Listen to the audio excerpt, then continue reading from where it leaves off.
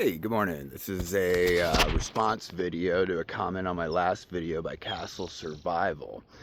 Uh, he asked whether I would accept canned food, whether it can be adulterated, and how to help homeless people who he doesn't want to give drugs or alcohol money to. Great question. My answer may surprise you. I don't carry canned food. I don't eat most canned food because of the contents of it and health problems that I have.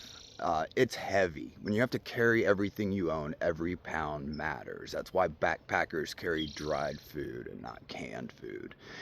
I've got enough stuff to carry.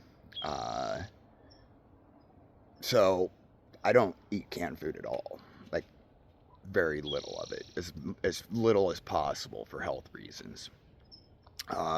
Lots of homeless people will, but a lot of them won't. I think the best thing to do, as far as not wanting, I'm sorry, I'm making coffee. I think the best thing to do is to try to have at least a brief conversation with someone you want to help. You can very quickly, it's pretty obvious if someone is on hard drugs. And a quick conversation, if they can hold a normal conversation with you and you can talk to them about what's going on, you can figure out a general idea of how they're doing and who they are.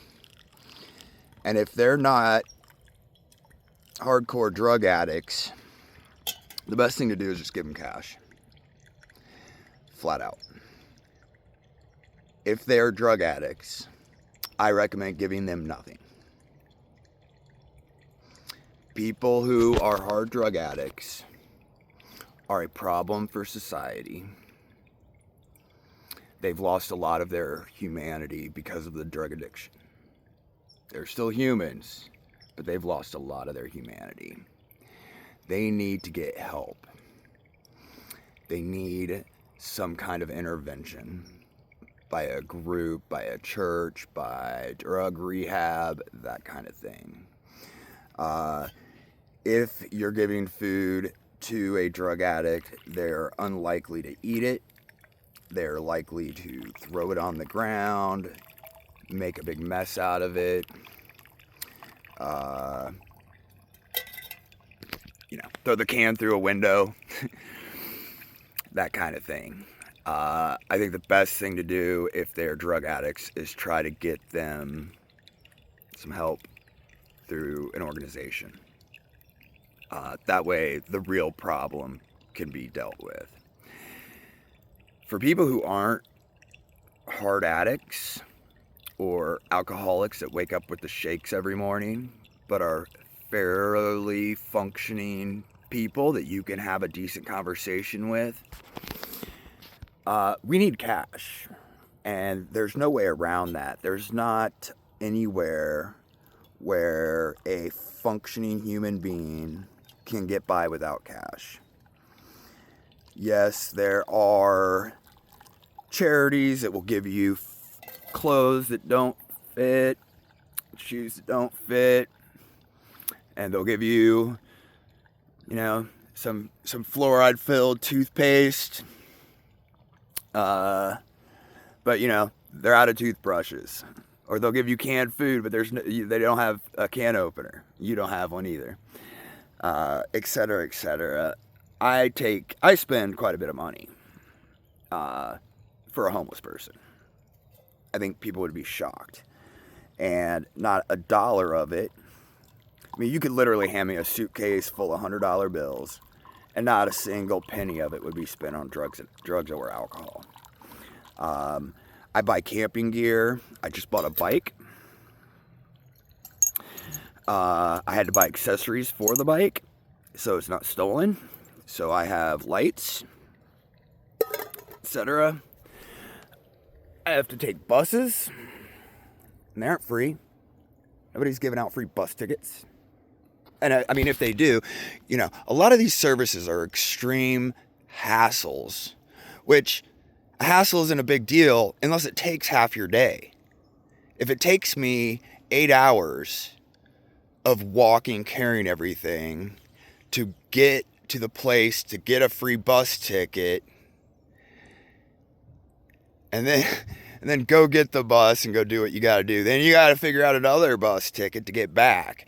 I mean, it's just ridiculous. Getting just basic stuff like bus ticket, doing laundry. Everyone complains about how homeless people smell, but nobody wants to help them get clean. And the places that help homeless people do that are absolutely awful. They treat us like subhuman drug addicts, etc., which means you have to leave half your property outside, because heaven forbid you'd have a shovel to camp with.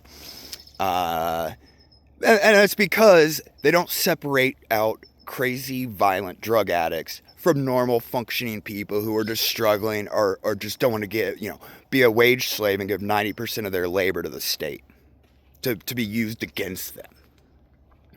So,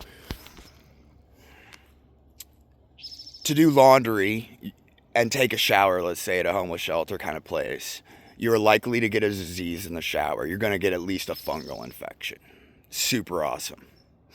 You are likely to have your property stolen by either employees of the shelter or other homeless people. It's going to take your entire day. So you better have everything else you need. You're going to be stuck waiting around for it with a bunch of people who are on drugs, trying to steal your stuff, trying to beg off you, threatening you. All their buddies are outside with their knives and shovels, but good luck to you. So I clean myself and do laundry at a laundromat. It takes 1/10 of the time and saves me a lot of property. It is cheaper for me to go to a laundromat and do my laundry than it is to go to a homeless shelter kind of place, a charity place, and do my laundry, because that much property will be stolen from me that I have to replace, that it's cheaper to pay at a laundromat to do it. If I need medication, if I need soap, I have to buy it. So really, cash is the best thing.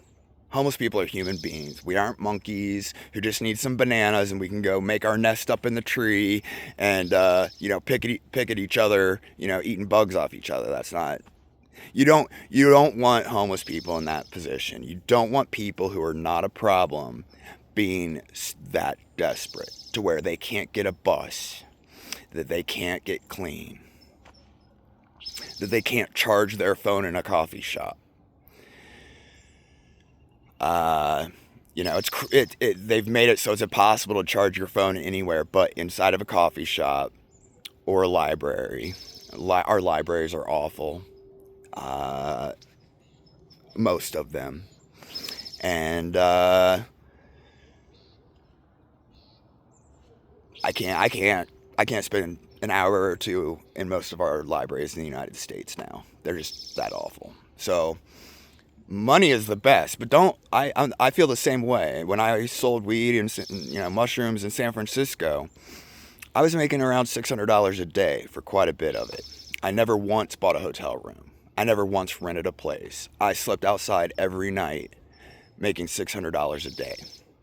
And I gave a lot of money away, hundreds of dollars every day for years. And I didn't want to give money to dope heads either.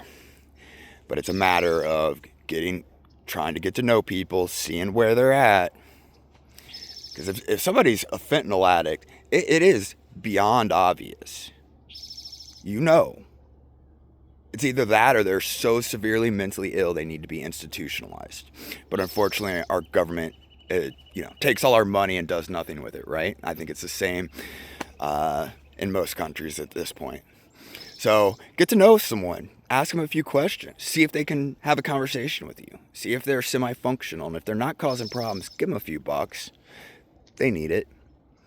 And if they can't, I wouldn't give them anything but maybe a card to the local shelter, or a conversation and a card to the local drug rehabilitation center.